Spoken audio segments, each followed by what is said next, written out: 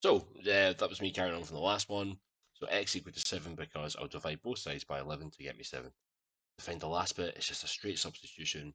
So I'll take equation A. I substitute x in there. I've got 3. Instead of x, I've got 7 plus your 2y is equal to 17. Okay, so 3 sevens are 21 plus 2 times y is 7. Right, now I need to try and get y on its own. So I'll take away 21 from both sides. So if I take away 21, that's going to give me negative 4. And then to get y on its own, I'll have to divide both sides by 2.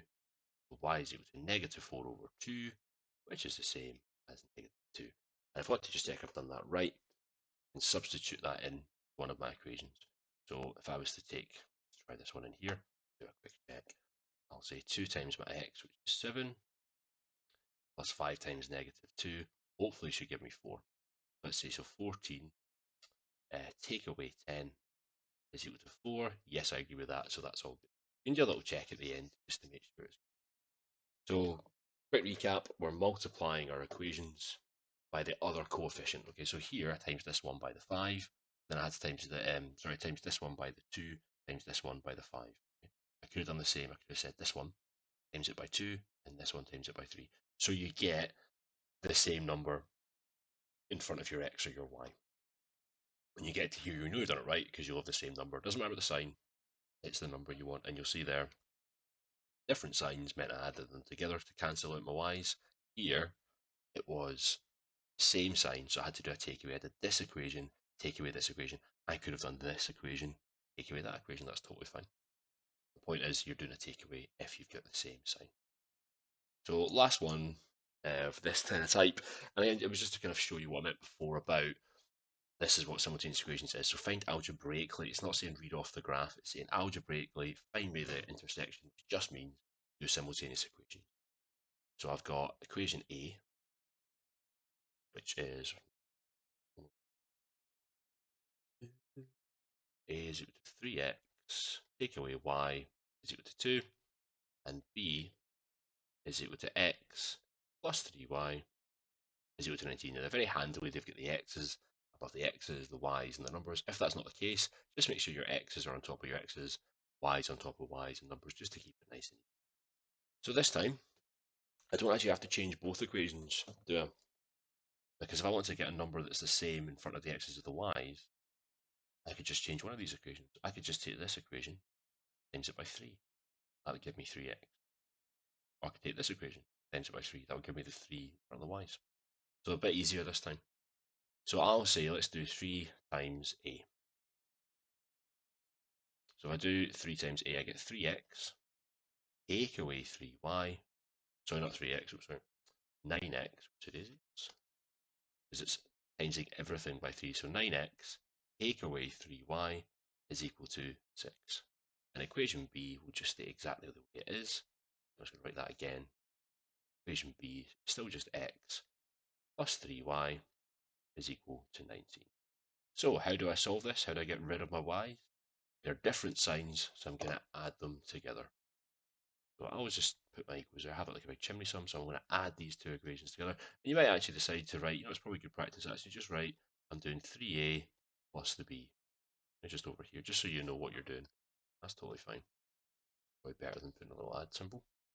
So if I add them, I'll get 10x. This cancels out, so that's good. That's what I wanted to happen. And then I've got 25. So I've now got 10x is equal to 25. How do I get rid of 10? Divide both sides by 10. So x is 2.5. Fantastic. You get the y, substitute it back in. So I'll do equation b this time to substitute back in. I'll say that's 2.5 plus 3 times what is 19. So let's get rid of the 2.5. So I'll take away 2.5 both sides. That's going to give me 16.5. Yep, and then I'll divide it right there, 2.5. And now I'm going to divide by 3. So y is equal to 16.5 divided by 3. Again, a lot of people think, oh, well, really hard. It's not hard. Let's just do a quick little sum. So if I've got 16.5, and that could go on forever and ever and ever, divide it by 3. Okay, so 3 into 1 is nothing. Carry the 1. 3 into 16, so let's think. So 3 5s would be 15, and that would carry the 1. And 3 into 15 would give me 5. So that's going to give me 5.5. 2.5 and 5.5.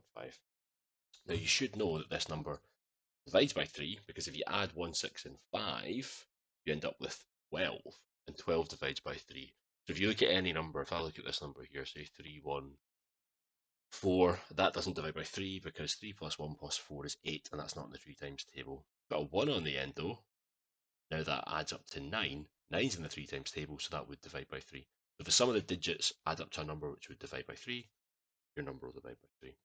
So yeah, that's the most important bit to simultaneous equations, is knowing how to do your elimination method, changing those equations, but sometimes you might just have to change one of them, get those coefficients in front of the x or the y the same, and then you do the sub in at the end to get your other answer.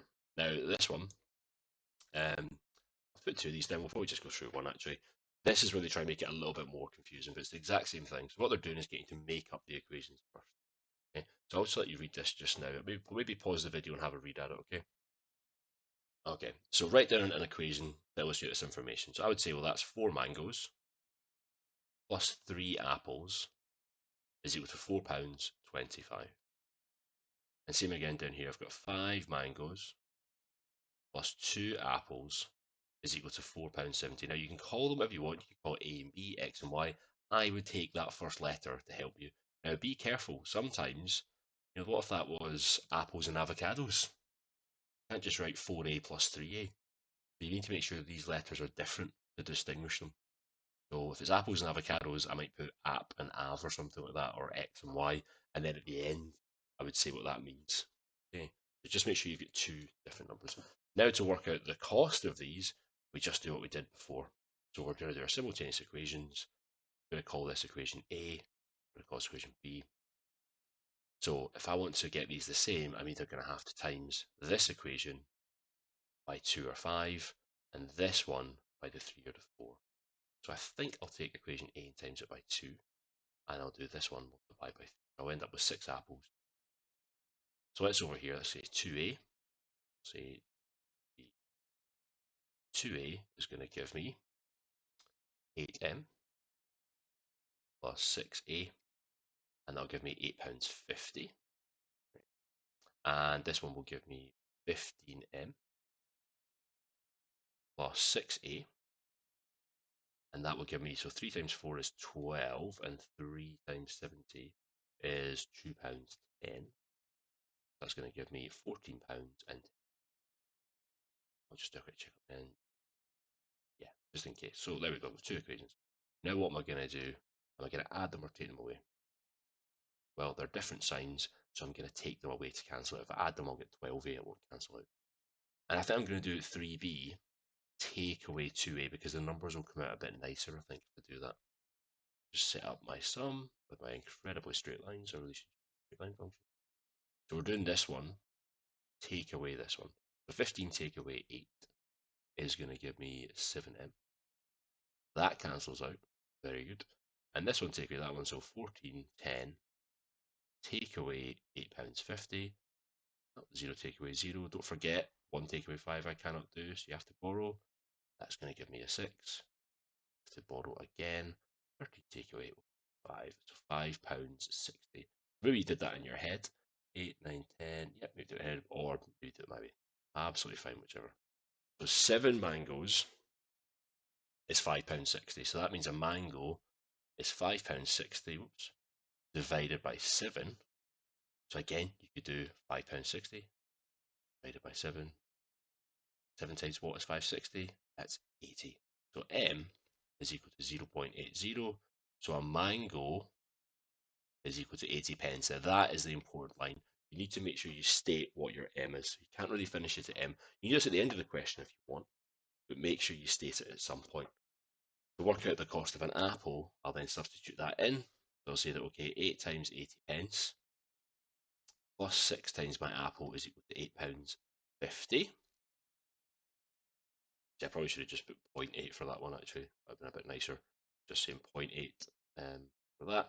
And an apple, A is going to come out as 35, 0.35. So an apple is equal to 35 pence, and I'm going to get cut off.